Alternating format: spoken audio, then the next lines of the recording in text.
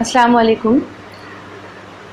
आज का सबक जो हमने तैयार किया है वो लेक्चर सेकेंड ईयर के तलबा तालिबात के लिए हैं जो कराची बोर्ड से पढ़ रहे हैं, या ये सबक जिस भी क्लास के तलबा पढ़ रहे होंगे उनके लिए अहम है। चिराग हसन हसरत आज हमारे राइटर हैं और आपका सबक शिफाउल मुल्क मरहूम हम देखेंगे कि ये सबक हमारे सिलेबस में क्या मुकाम रखता है और इस सबक से हम इस सबक को कैसे समझते हैं। तो नाम से ही हमें अंदाज़ा हो रहा है कि ये शिफाउल मुल्क मरहूम किसी शख्सियत के बारे में लिखा गया एक सबक है।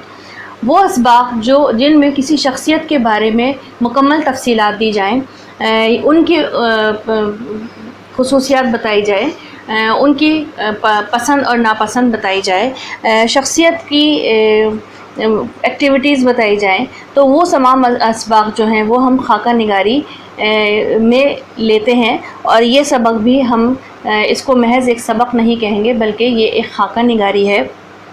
लिहाजा खाका निगारी की जो सबसे अहम बात होती है उसको भी हम पहले समझ लें और उसके बाद हम आगे चलते हैं कि खाका निगारी में मुसन्निफ़ का किसी भी वाक़े को बयान करना, किसी भी शख्सियत के बारे में कोई भी बात करना, ये अहमियत होती है इस चीज़ की कि वो सच बात को बयान करे, ना कि वो मुबालगा आराई से काम ले।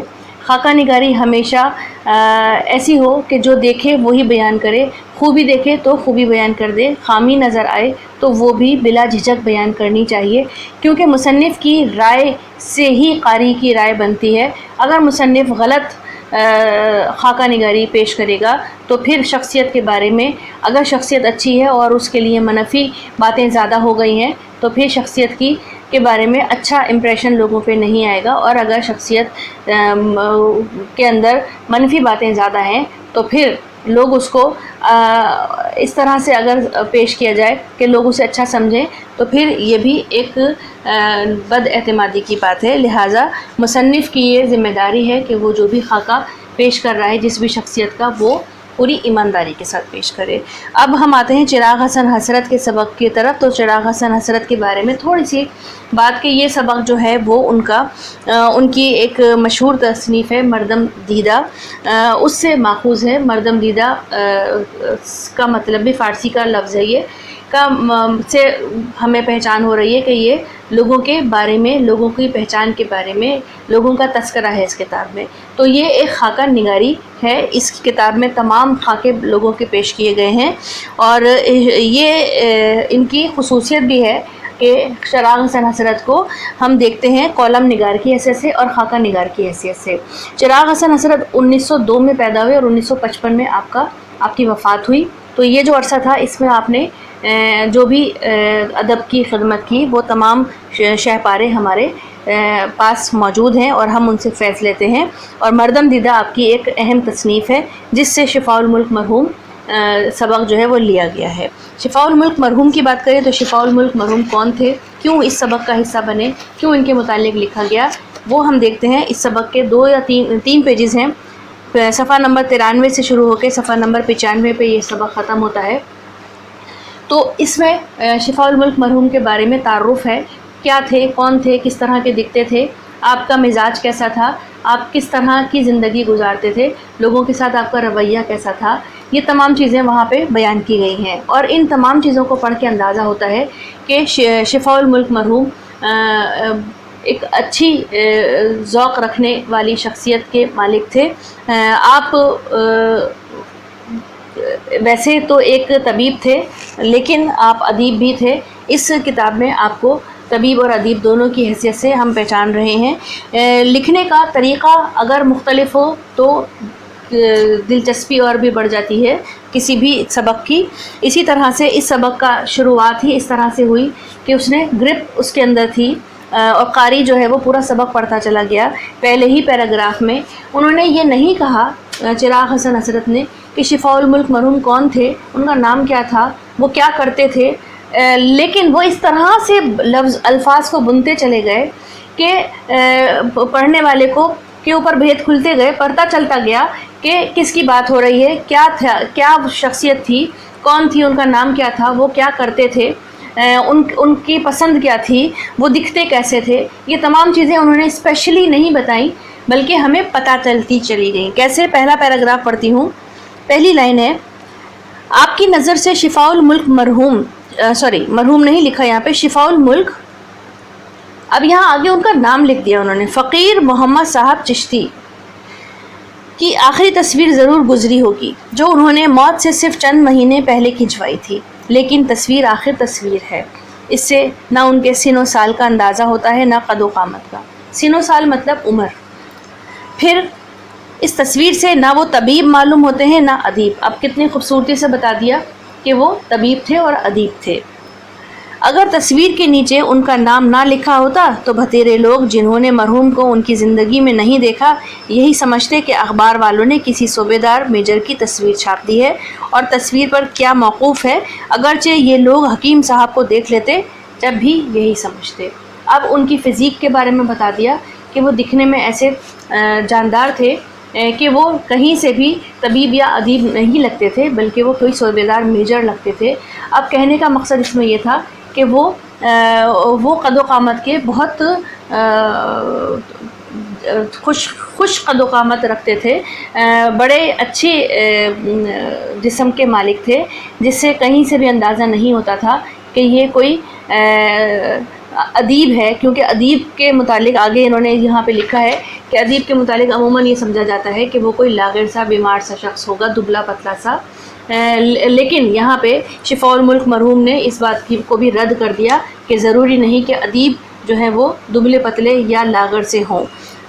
آگے جو ہے وہ نیکسٹ پیج پہ ہم اگر فوراً اس کا پیراگراف دیکھیں تو یہاں پہ شفاء الملک مرحوم کے بارے میں پورا انہوں نے کیسے دیکھتے تھے یہ نقشہ کھینچا ہے کہ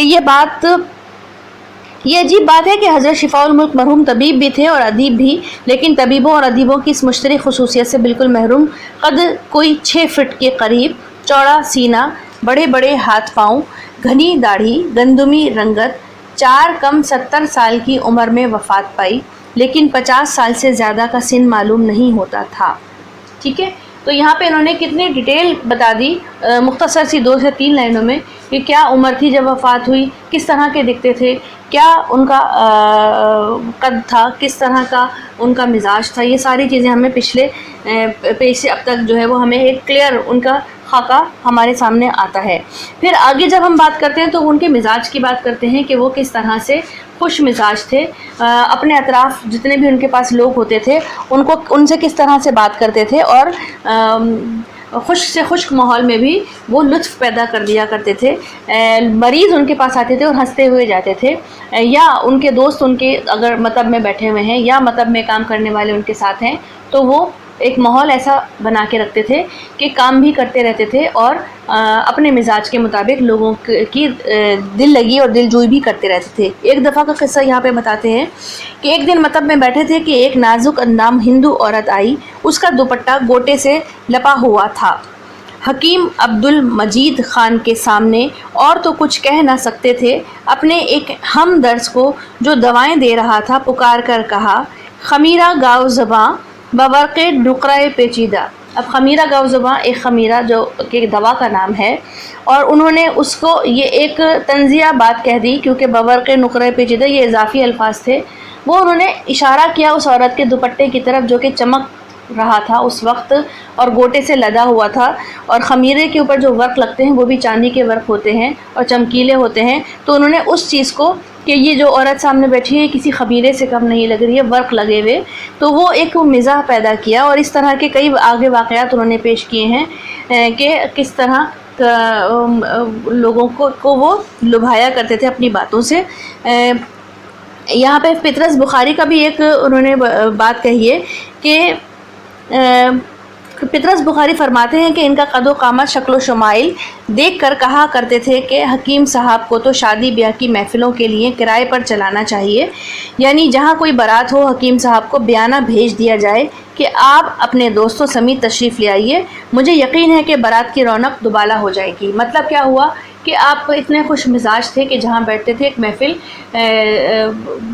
جو ہے وہ سج جایا کرتی تھی، محفل کی رونق تھے آپ۔ تو کسی بھی محفل میں اگر رونق بڑھانی ہو تو शिफाउल मुल्क मरहूम और उनके दोस्तों को ज़रूर मदऊ करना चाहिए। ठीक है, आगे इनके इसी तरह के वाक़यात हमारे पास हैं। तमाम बातें जो हैं वो इनकी शख्सियत के मुतालिक हैं, जहाँ से हमें पता चलता है कि ये किस शख्सियत के मालिक थे, लोगों को किस तरह से जोड़ के रखते थे, लोगों को किस तरह से महसूस करते थे अपनी आदत से। आप एक अच्छी आदत के मालिक थे। और आखिरी पैराग्राफ में मुसन्निफ़ जो है वो अपने साथ हुई भी बातों का भी ज़िक्र करते हैं और ये भी बयान करते हैं कि कभी भी अगर उनके किसी तंज़ की वजह से किसी को कोई बुरा भी मानता था तो ये उसको ज़्यादा दिन तक बुरा मनाने नहीं दिया करते थे, बल्कि 2 से 3 दिन के अंदर अंदर वो उस शख्स के साथ मामलात जो हैं वो ठीक कर लिया करते थे। इसका मतलब ये हुआ कि कभी भी अगर कोई खफा है तो उस मामले में भी, खफगी की हालत में भी, या आप ज़ाहिर है कोई शख्स अगर मजाक करता है या मिज़ाह निगार होते हैं तो वो भी सेंसिटिव होते हैं। अगर आपको किसी की बात बुरी लगी है या किसी को आपकी बात बुरी लगी है तो वो 2 से 3 दिन से ज़्यादा नहीं चलती थी, आप मामलात को ठीक कर लिया करते थे।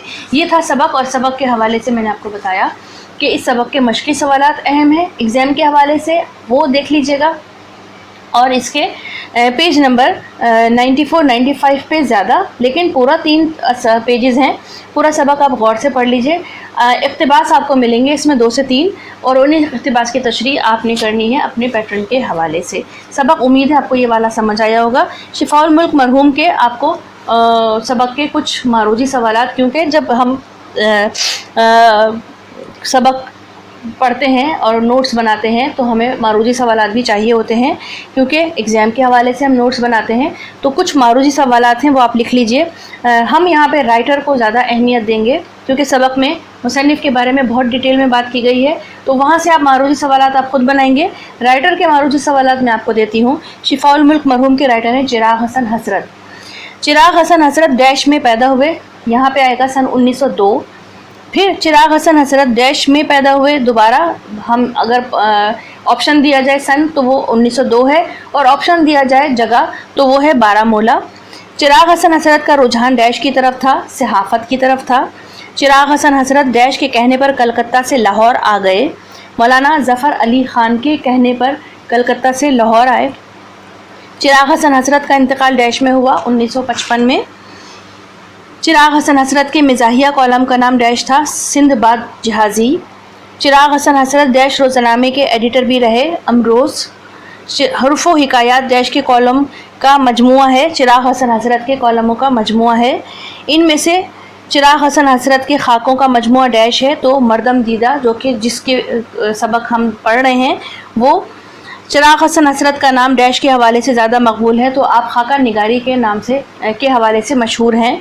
शिफाउल मुल्क मरहूम डैश के पेशा से वाबस्ता थे, तो आप तबीब थे, तबीब ही आपकी शोहरत थी और अदीब थे आप। यारब गमे हिजरा में इतना तो किया होता, जो हाथ जिगर पे था वो दस्ते दुआ होता। ये इनका शेर है, ये चिराग हसन हसरत का शेर है। चिराग हसन हसरत डैश अखबार से वाबस्ता थे, तो अखबार का नाम लिखेंगे ज़मींदार। मैं आपको सिर्फ़ और सिर्फ सही जवाब बता रही हूँ, ऑप्शन कोई नहीं बताया है, ताकि आप कंफ्यूज ना हो। आप अपने पास अपने रजिस्टर में, अपनी नोटबुक में आप ये लिखिए मारूजी सवालात, खाली जगह, सही ऑप्शन लिखिए, और उसके बाद आप जो आप इक़्तिबास हैं, इक़्तिबास यहाँ से पिक कीजिए, उनकी तशरीह कीजिए और अपना ये नोट्स रेडी कीजिए। उम्मीद है ये सबक आपको बहुत अच्छी तरह समझ आया होगा। जो सिलसिला लेक्चर्स अपलोड करने का मसरूफ़ियत की वजह से या किसी और रीज़न की वजह से मुनक़ता हो जाता है, थोड़ा डिले हो जाता है, मैं कोशिश करूँगी कि अब जो है वो गैप कम आया करे और आप लोगों को जल्दी जल्दी लेक्चर्स जो हैं वो मिलते रहा करें, क्योंकि ऑनलाइन क्लासेस अब ख़त्म हो गई हैं। स्टूडेंट्स जो हैं वो फ़ेस टू फ़ेस क्लासेस ले रहे हैं, तो वो भी मसरूफ़ियत है और आप लोगों को भी यकीनन अब नोट्स चाहिए। तो मैं कोशिश करूँगी कि इंशाअल्लाह अब आप लोगों को 9th 10th first year second year federal board और कराची बोर्ड तमाम तलबा व तालिबात को मैं नोट्स प्रोवाइड करूँ, लेक्चर्स अपलोड करती रहूँ। अब यहाँ पे आज की हमारी जो बात है उसको ख़त्म करते हैं। इंशाअल्लाह जल्दी मिलेंगे, अपना ख्याल रखिएगा। अल्लाह हाफ़िज़।